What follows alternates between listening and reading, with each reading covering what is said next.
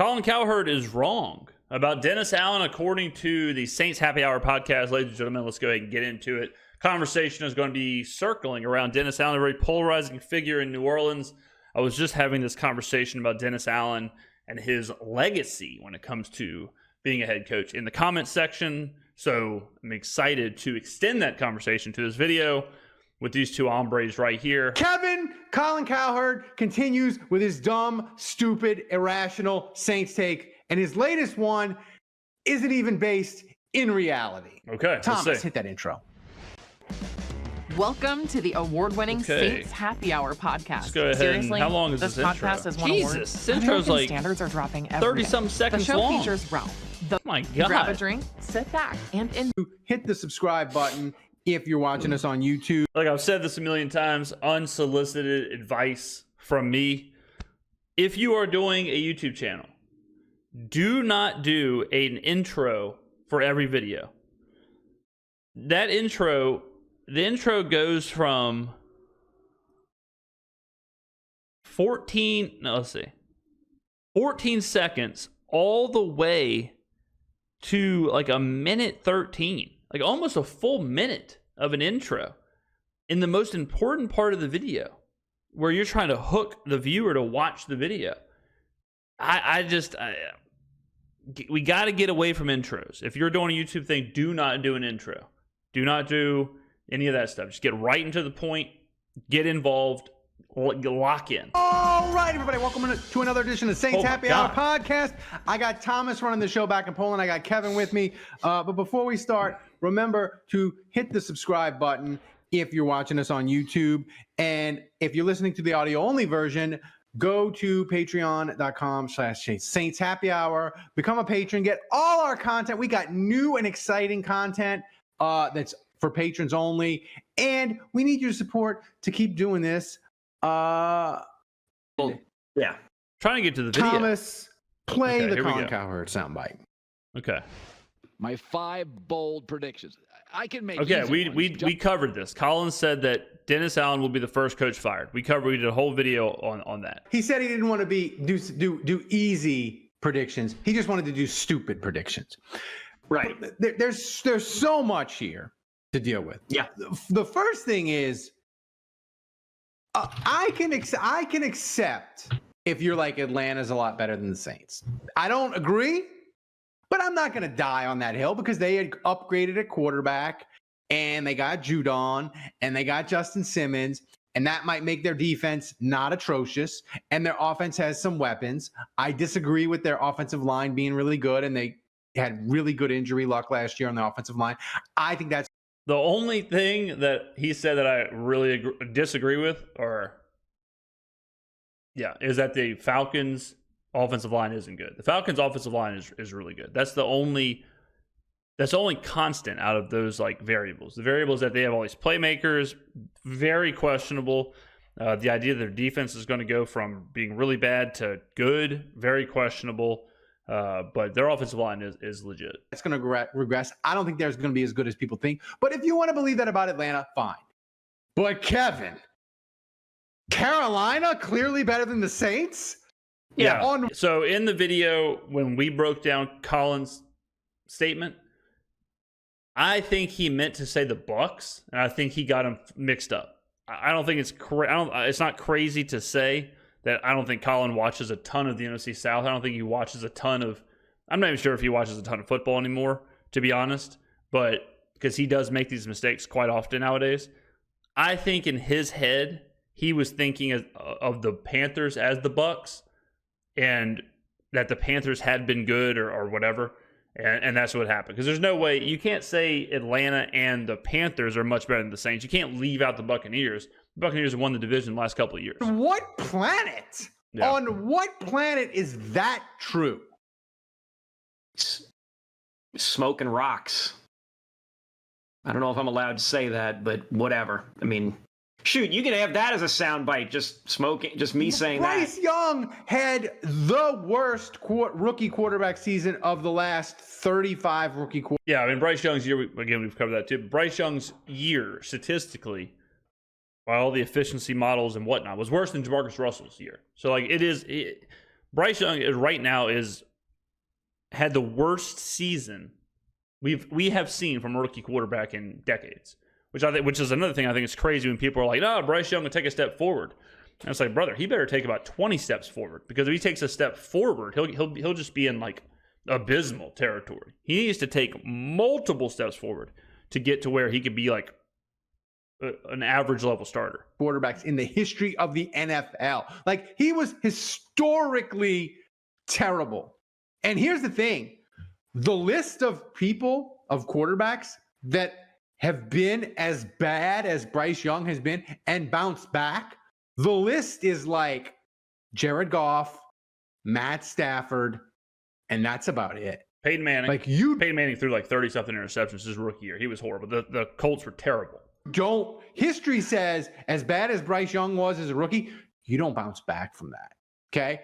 And Carolina, their defense gave up 25 points a game.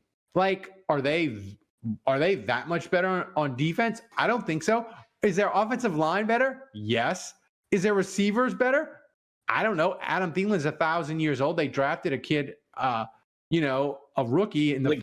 All right, I kind of want to get to the Dennis Allen part of this, because we all know the Panthers are bad. End of the first. Leggett, this take incredibly stupid. Is the Saints, by the way, have not fired a coach in season since 1980. And that coach was 0-12, and that team had disastrous injuries and a cocaine problem. So it just had a lot going wrong. Bum Phillips, he resigned at the end of the 1985 season and let his son Wade Phillips coach the team. And he kind of hoped, hey, if Wade can have a good last month, maybe the Saints will keep him as coach, and I'm retiring. I'm going off to my ranch. So the Saints do not have a history of making changes in the last 45 years as coach during the year. And Kevin, say whatever you want about the Saints and Mickey Loomis. Like, Mickey Loomis has said repeatedly, he believes in continuity. He believes in. Yeah, the Saints, to fire a coach in the middle of the season, a lot of stuff has to happen. Like, you have to have a lot of things line up for where it makes sense. The Saints are not in a situation where it does make sense because their quarterback is tied to that coach. So if the Saints are 0-10 or something like that, like they're really, really, really bad, you're not going to fire Allen and bench Carr, because why? Like, why? What are you doing it for? Are you doing it just so that there's not riots on Bourbon Street? Like, is that would be the only reason? Because you're still paying Carr. You're still in the contract. Dennis Allen is still there, and you've got a ton of veteran players. So you might as well at that point just let it ride out. There is no positive to firing him midseason. This is the point I wanted to mention about Dennis Carr. I'm going to do it now before the video gets too long. So a lot of people bring up Dennis Allen's coaching record, okay? Dennis Allen's coaching record as a head coach, not good. 24-46, all right? But if you just look at his Saints coaching record, his Saints coaching record is 16-18, all right? Certainly not as bad. 16-18, right around 500. Let's look at some other coaches. So Jim Haslett's Saints coaching record, 45-51. Way worse than 16-18. What about Haslett's coaching record in its entirety? 47-61. All right, 43% winning percentage. What about Todd Bowles, divisional coach? Todd Bowles' coaching record, 43-58. Horrible. Okay? Really, really, really bad. Really bad. All right, what about Raheem Morris? Raheem Morris, 21-38 as a head coach. Really, really bad. All right? And why do I bring up Raheem Morris? Why do I bring up Todd Bowles? Because they're in the division, obviously. And everyone keeps glazing the Falcons and the Bucs. I understand that there's this narrative that Dennis Allen is a horrible head coach. I understand that. I'm not saying that he's not. I'm not saying he's not. I'm not saying he's a great head coach and we got all this wrong. What I'm saying is that he's not going to war with Andy Reid. Bill Belichick is not coaching the Falcons. You have a Raheem Morris coach team. Raheem Morris is the defensive coach, by the way. and you have a team that everyone says the problem last year with the Falcons was what? Play calling, right? Everyone says Arthur Smith. Arthur Smith's the problem. Play calling's the problem. They couldn't get the most out of Bijan Robinson. Hiring Raheem Morris ain't going to fix that problem.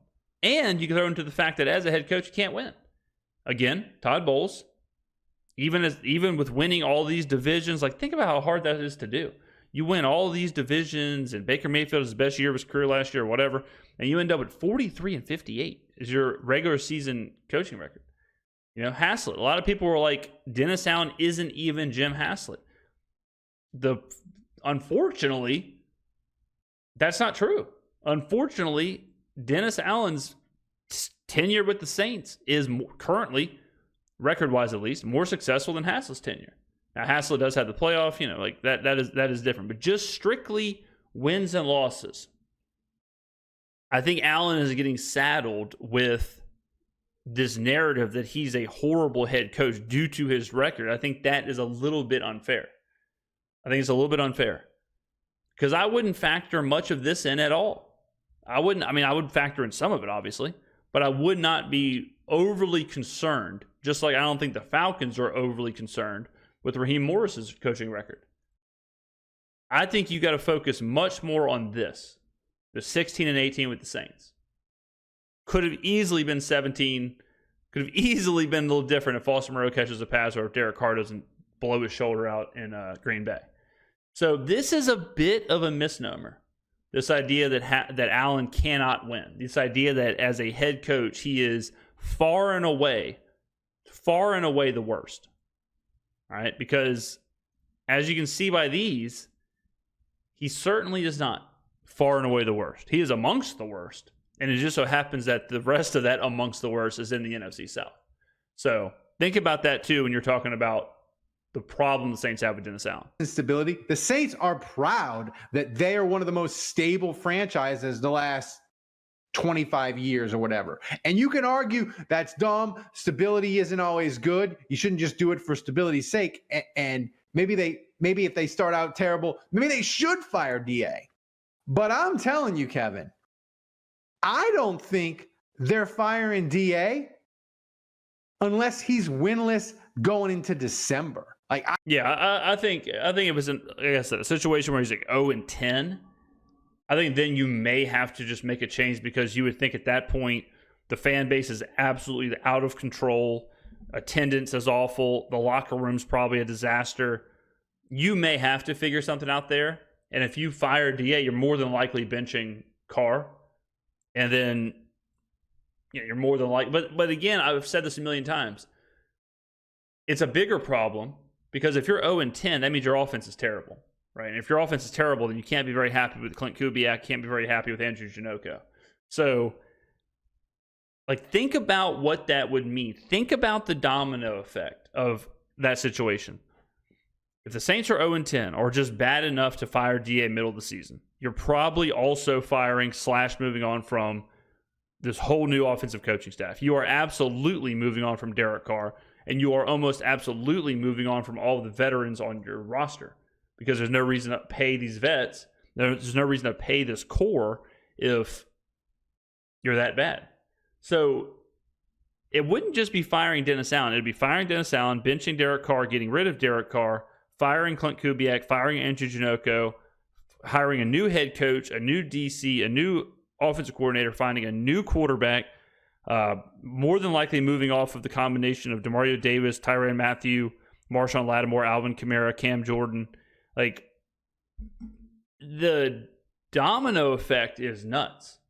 And that is that perfect storm that people aren't thinking of where it's not like you just fired Dennis Allen mid-season and the rest is just kind of chill. Like the Jaguars when they fired Urban Meyer. Not a lot changed, right? They fire Urban Meyer, they bring in Peterson, everything the roster stays relatively the same. The roster is kind of locked in there. They have a young roster. They just need to find the right coach. The Saints are the opposite. The Saints don't have a young roster. The Saints have an older roster. The Saints are a team that has built this thing on, like they said, continuity. So you have the same players from the last. The Saints have to have the longest tenured roster in the NFL.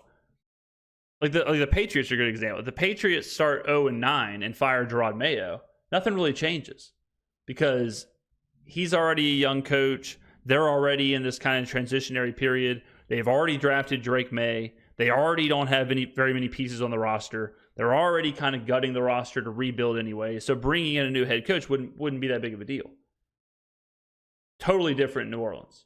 So pinning this whole thing on Allen, it's an easy boogeyman. It's an easy boogeyman to say, well, Dennis Allen as a head coach sucks, therefore we must fire him, and then therefore we shall be good. But the Saints are not in a situation, they're not in a position to just turn over a head coach and then just restart everything like it's nice and easy. I just think they'll ride it out and wait until they'll fire him into the Mississippi River after the year. But I don't think a dreadful start does him in. You know what? Well, I was about to say if they're 0-6 after Tampa, but the problem is Week 7 is a Thursday night game, so they would have a short turnaround. The problem is, what do you do? Okay, because a lot of people are going to say, well, just make Kubiak the interim head coach. If you're 0-7, how bad is the offense? If you're 0-7, because what is the question mark right now with the Saints? The question mark's the offense. No one is questioning the defense, right? No one's questioning the defense. So if you're 0-7, 0-8, 0-9, 0-10, you're probably that because the offense is terrible. You're probably that because we can't score. You're probably that because Derek Carr can't get the job done. So then firing Dennis Allen also doesn't make sense. What if the defense is good? What if we're 0-10 and the defense is good? What if we're 0-10 and just like last year, we just can't score? Why would you fire Dennis Allen? Don't look at me like that guy on the left. I don't even know these two hombres' name. Should have looked at that before this. It's very unique, ladies and gentlemen. And don't get it twisted. I'm not saying Dennis Allen is a good head coach.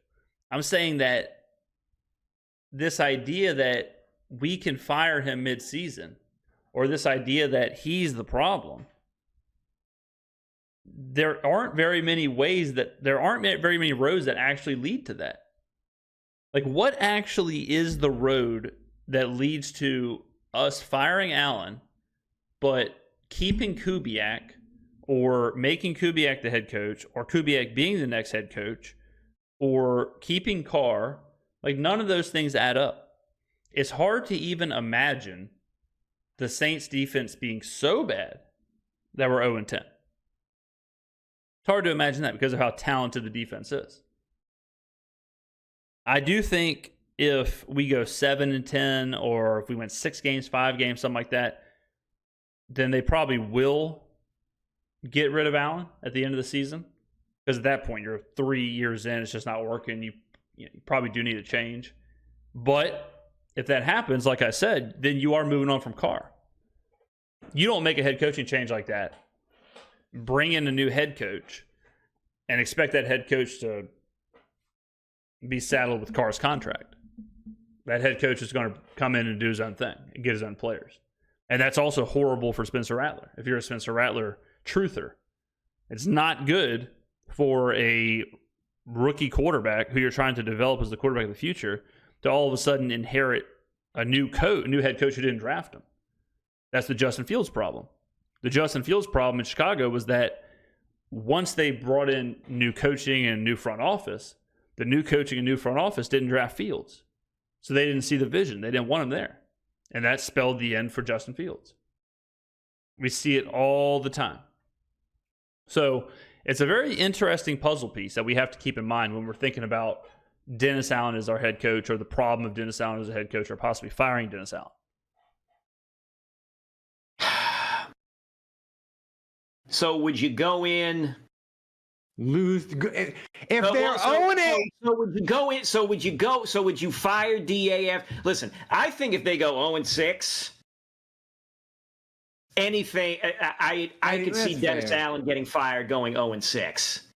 At that point, do you hang on to him, wait for the Saints to lose to Sean Payton and the Broncos, and then fire him? Because then you've got a couple more days for your new coach to get acted, do whatever. Switch offices, such and such. Or do you put the new coach in that Monday. But who's the new coach? Like, it's easy to say, like, the new coach, but who is it? And just go in knowing, okay. I mean, presumably it would be the offense, it would be Kubiak. So Yeah. I've already dispelled that. That's the easy, low-hanging fruit to where everyone just thinks you just throw Kubiak in there. But there's no possible way you're 0-6, and Kubiak has done anything to prove he should be the head coach. It would be the same thing as last year, firing Allen after the Lions game and promoting Pete Carmichael to head coach.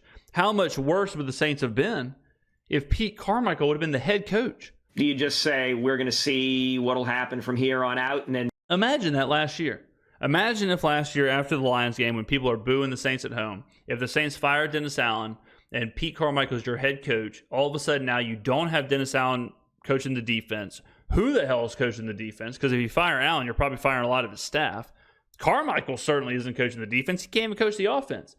I mean, think about the disaster that it would have been last year if they fired Allen midseason and promoted Carmichael. Because that's very similar to the disaster that could happen if we're 0-7 or whatever, and they fire Allen and promote Kubiak. Not saying Kubiak's Carmichael, but I'm saying if we're 0-7, 0-8, Kubiak hasn't proven he can do anything. And then make sure that guy gets. And then why would you fire Allen to promote one of his defensive assistants to head coach? That doesn't make any sense either. I don't know. But here's the but, thing. But I think if they go 0-6 to start the year, anything is possible. I would absolutely. But I think anything short of that, he's not getting fired in season. Like if he's 1-5, they're not firing him. If he's 2-4 after Denver, or 2-5 after Denver, they're not firing him. Because the Saints, he would be 2-5 after Denver. He'd look at 2-5, he'd be dead man walking. Yeah, he'd be the lame duck coach. I agree with that. And that I think is what would happen. I think then the writing is on the wall, but the writing is on the wall for the whole thing. Like at that point, the writing is on the wall for Carr, the writing's on the wall for Kamara and Cam Jordan and Demario Davis and Tyrann Mathieu. Like at that point, the writing is on the wall that the Saints are going to have a full rebuild, because you can preach this idea of we're never going to be worse than 7-10. We're never going to be worse than around 500. We're always going to be relevant. We're always going to do whatever. You can preach that until you aren't. The second that we're a 3-win team, which in that situation, you're marching towards 3, 4, 5 wins. When that happens, you can no longer say like, well, we got the right guys in the building. We're just going to keep this roster together and we're going to see what happens. The second you do what they're talking about happening, to where you're just terrible and the bottom falls out and you're a 3-win, 4-win, 5-win team and you're firing your head coach and you're moving on from your 33-year-old franchise quarterback. Like when all that's happening, you're in a forced rebuild. You're in a forced rebuild. You got to get rid of the contracts. You got to start over. And listen, we can argue at that point, do we root for the Saints to just tank and lose a bunch of games? Tank? Well, we know. Brother, at that point, you are tanking. At that point, again, it is a forced rebuild. You are terrible if that's the situation. You're not going to do that. We know you're not going to do that. You are the king. That's right. I won't. Until they are mathematically eliminated, I will root for them to win. Well, no. You never. I mean, tanking is never the option, and tanking doesn't happen anyways. Teams don't actually tank. That's a fallacy. But like, think about what we're talking about, and I'm going to lay it out there again of how things will change. Right now, who's the quarterback of the future in your mind if you're a Saints fan? Spencer Rattler. How do you see this team playing moving forward? You might think like, well, we have a good defense. Well, we've got, Chris Olave. Well, we've got this player. We got Clint Kubiak. We got Andrew Janocko. If what they're saying happens, you're talking about firing DA, getting rid of your coordinators, moving on from Carr.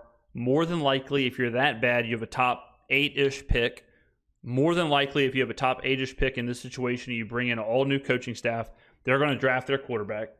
If you draft a quarterback in the top 8, you certainly are no longer worried about Spencer Rattler being the quarterback of the future. You certainly aren't worried about Jake Haener being the quarterback of the future. So you more than likely have a new defensive coordinator, a new offensive coordinator, a new head coach. You've got a top 8 first-round drafted quarterback who you're now developing and playing. Like, think about how much changes. Think about how much the direction of the future of the Saints changes if you fire Dennis Allen in that situation, and if that situation comes true.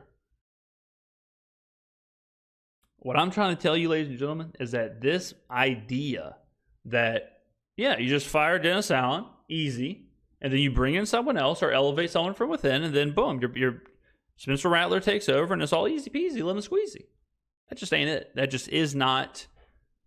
That is not the situation. If they were 0-7, they're not mathematically eliminated, but they eliminated, baby. So I might start rooting for tanking then.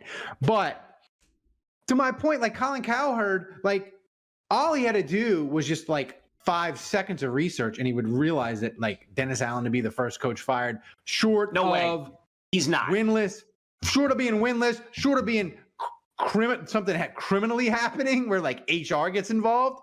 They're not firing. Like they're just not. They're not going to do that. Yeah, I would say, Look at Kevin. Look at the two guys in New York. You got Robert Saleh. You got Brian Dable. 100%. Either one of those guys. You got Matt Eberflus. Matt Eberflus. You have a bright, shiny new quarterback. That's right. I mean, there's a lot of other candidates. I think it's just this narrative has been saddled on Allen as like, look at how bad his record is as a head coach, which is why I showed you the evidence for other coaches who it's like, well, yeah, I mean, if you do any kind of research, you'll see like there are other coaches in the division who have a similar win-loss record. So it's not like Allen is this glaring, like this beacon of look how bad he's been as a head coach. He's not on an island. It's not just him who has been bad as a head coach. If the Bears start off, and isn't it crazy that all the glazing that we have heard about the Falcons over the last couple of months, not a single person besides me has mentioned Raheem Morris's head coaching record. Not a single person. And why? You may say, well, it's not with the Falcons. Okay, well then throw out Allen's. I could feel viewers right now going, damn, James Dunn did it again. If you're going to throw out Raheem Morris's head coaching record and say, well, that was with a different team, this is a whole new situation, whatever. Okay, I'm fine with that. But you have to do the same thing with Dennis Allen. Then all of a sudden, Dennis Allen's 2 games under 500. Then what? Then all of a sudden, this narrative of like Dennis Allen has this horrific head coaching record and all this other stuff, that goes out the window. And and if you say, well, you can't throw it out, it's who he is. Okay, well then keep Raheem Morris's and keep Todd Bowles. So then why is everyone so hot on the Falcons?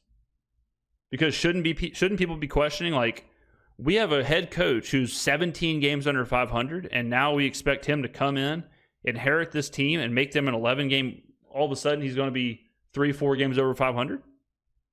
When he has proven, he's never proven he can win?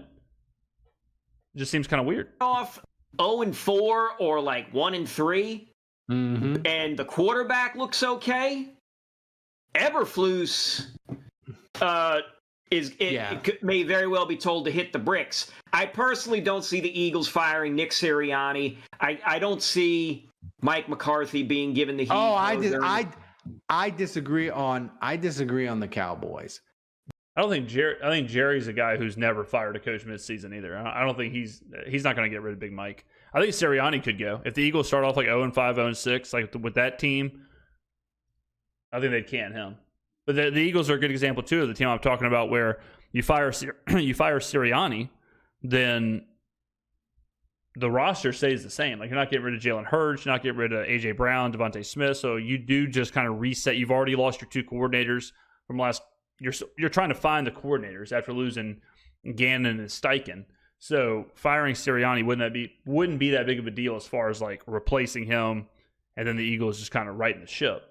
There wouldn't be that much roster turnover. The Giants, they mentioned Daboll. If Daboll got fired, Daniel Jones is absolutely see you later, even though he probably should be see you later anyways. Because I could see the Cowboys starting out slow, and Jerry Jones getting antsy, and then being like, I can fire him. I only have to pay. He's on the last year of his deal.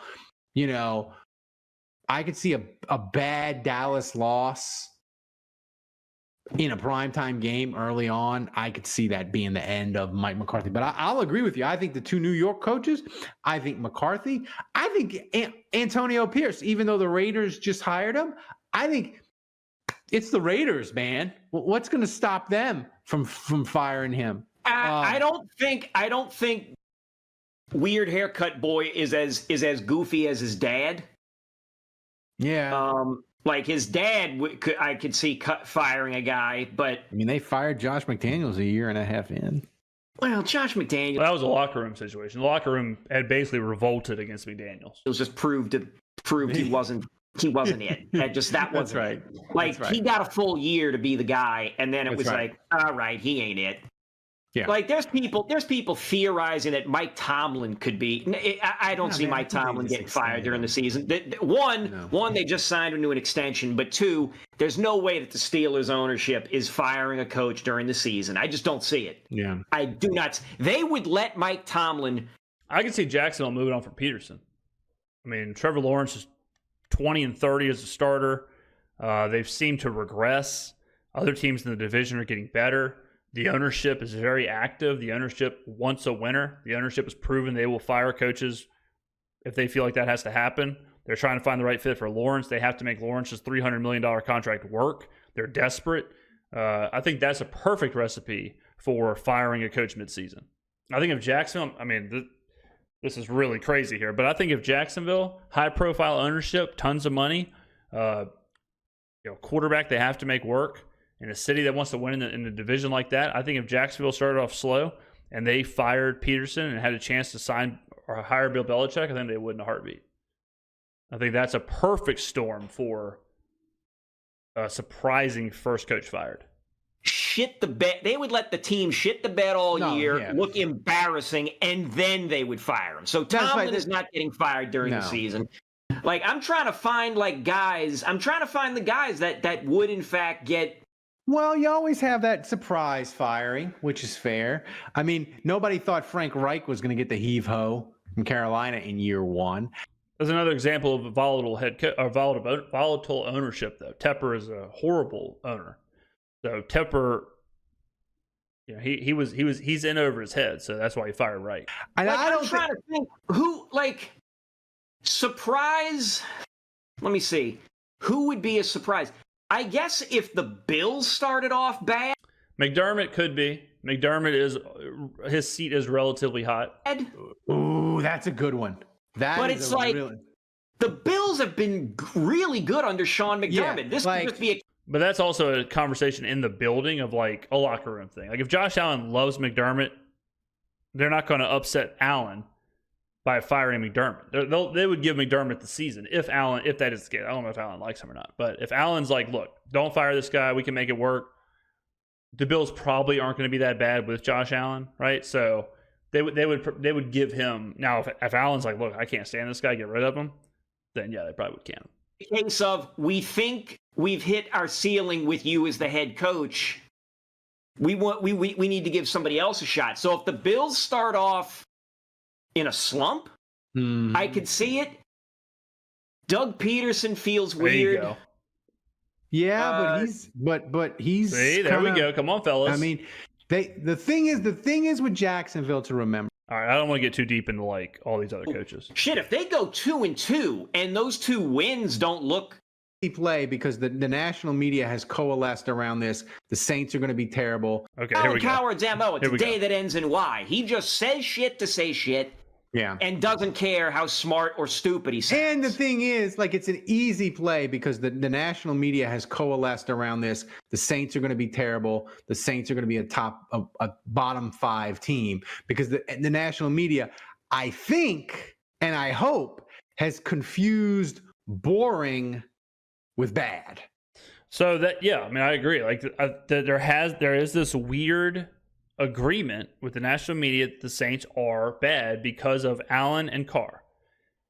The problem is, and what we keep banging on here, is that the same things they're saying about the Saints, they can say about a lot of other teams, more specifically about other teams within the division.